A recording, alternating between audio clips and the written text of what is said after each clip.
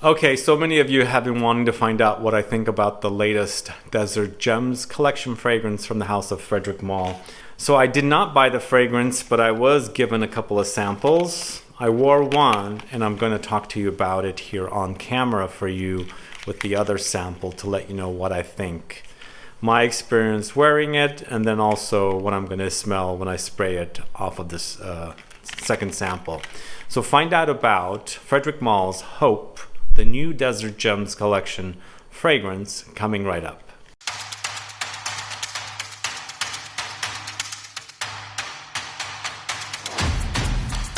Thanks so much for tuning in. It's Sebastian. Hope has been launched. I don't know if it's already launched in the States, but it's been exclusive to Harrods for a while, and I got my nose on it in Harrods. But sadly, the FREDERIC Malle department was no longer upstairs in the salon. They had moved it. It was no FREDERIC Malle to be found upstairs anymore.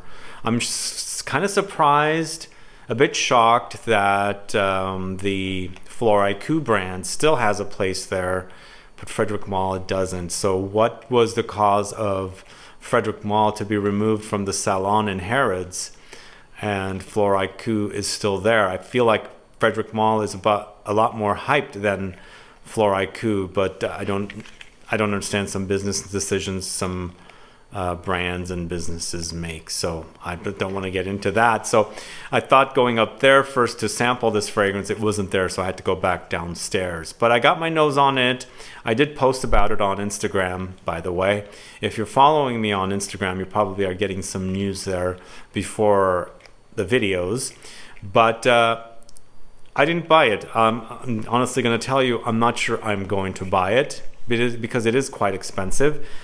I wrote down 850 euros from the European FREDERIC Malle website, more like the French website. It's 100 ml for 850 euros. So it comes about 2019 is when the Moon launched, created by Julian Rascanet. Happens to be a favorite of mine. In fact, it's my favorite Desert Gems, followed by, well, the Night and Promise are kind of tied. And then didn't care for Dawn much. I don't care for it. So Hope is a brand spanking new one created by Dominique Ropion. This is the third Dominique Ropion Desert Gems collection fragrance. This seems to me a little bit like Promise, but in the reverse. It's almost like a deconstructed Promise. And basically, because when I wear it, it's most about the oud. It is a lot about oud. This is a very woody fragrance. It's very, very woody. But way in the background, I'm picking up elements of Promise. Like, it reminds me a little bit of the fruitiness that's there, the rose, that slight booziness that I got from whatever the combo of notes is. So there's that faint reminder in there of Promise, but really faint. Like, if you are not too sensitive to certain smells, you might not even pick it up. Like, it won't smell a lot like Promise, if at all. You really have to focus on it because it's way in the background. Because up top, it's all woods, and the oud is very, very prominent here. Very, very prominent. Let me tell you a little bit about the notes. We have oud, amber, woodsy notes, leather, incense, vetiver, pink pepper, cypress, and juniper. So the notes breakdown is completely different than the fragrance Promise.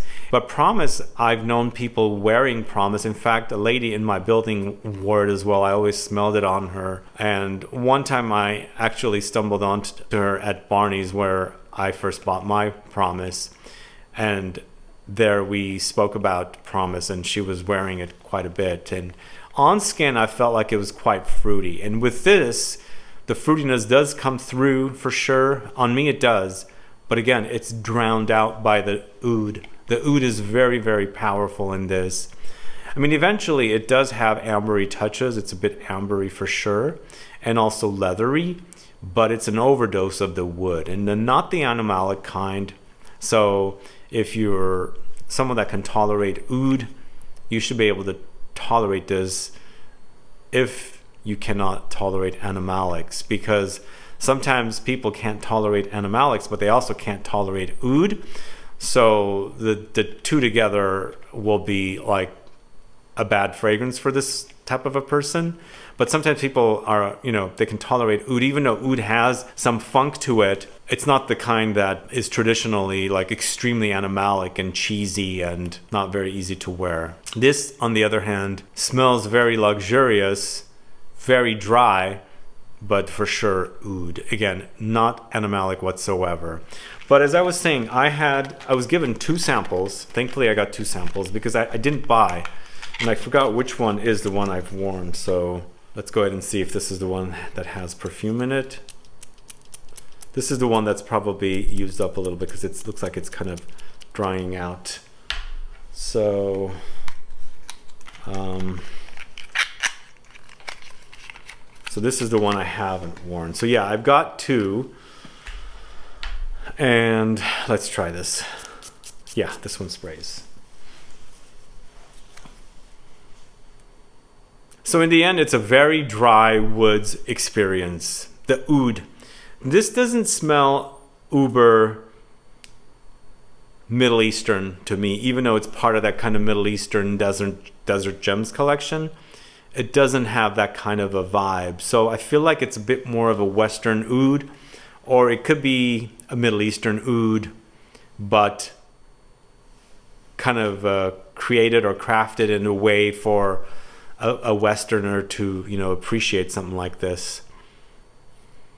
But even on the strip, because the very first time I tested the fragrance from bottle was on skin, so I never sprayed it on strip to smell it.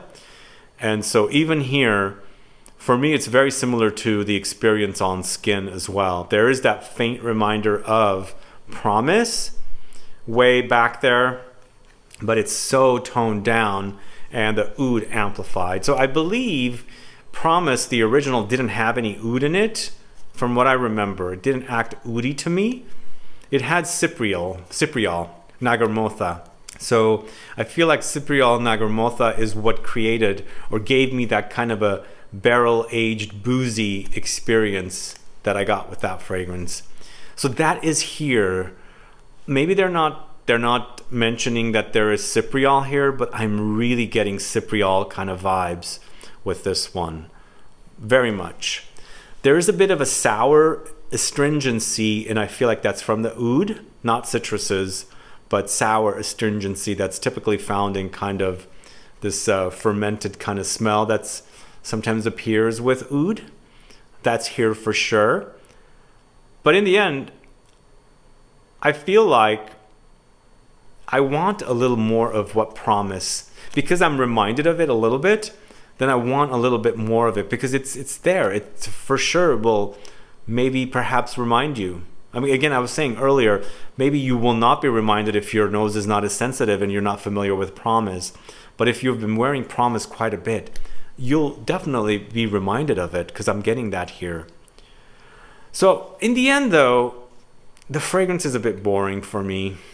Once again, it's oud, the oud thing. It's not as exciting as I wanted it to be.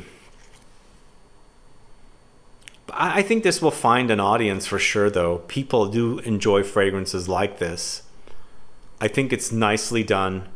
Dominique Ropion knows how to do these kind of fragrances. He's done the Night, probably one of the best oud fragrances out there. By the way, I sampled Pure Oud, P-U-R Oud again, recently at Selfridges, and it reminded me of the Night quite a bit. I will report on the 3 pure fragrances from Louis Vuitton. I don't know how to get samples, but I sampled all 3, and maybe I'll do a video on those. But the Night does remind me of Pure Oud, or Pure Oud reminds me of the Night because the Night came before. So going back to Dominique Ropion, he knows how to do these kind of fragrances quite a bit. So this would be maybe a little more exciting if you layered Promise with this. Now that would be a very expensive combo because Promise is what, probably about $500. And by the time this launches in the States, I don't know, maybe it's going to be about $1,000, $1,100. Very pricey fragrance. But I feel like it needs a little something because it's all woods. Even though it has that faint reminder of Promise in the background, it's just kind of a woody, spicy, ambery, leathery thing. Again, somebody's going to really enjoy this one. For me, it was not as exciting for me to buy it. But thankfully, I got samples of it, and I'm reporting to you guys about it because I know I've received so many messages about when I'm going to review this one. So unfortunately, I'm not going to buy a bottle unless I find a really great discount on it as a collector or some kind of a deal or promotion. For now, it was not worth it for me to buy at Harrods and spend 6 weeks carrying a 100 ml bottle of a fragrance that's valued at around $1,000. But those are my thoughts on this, guys. Again, it's not as exciting. I think it's very quality work. I'm just a bit bored of this kind of style.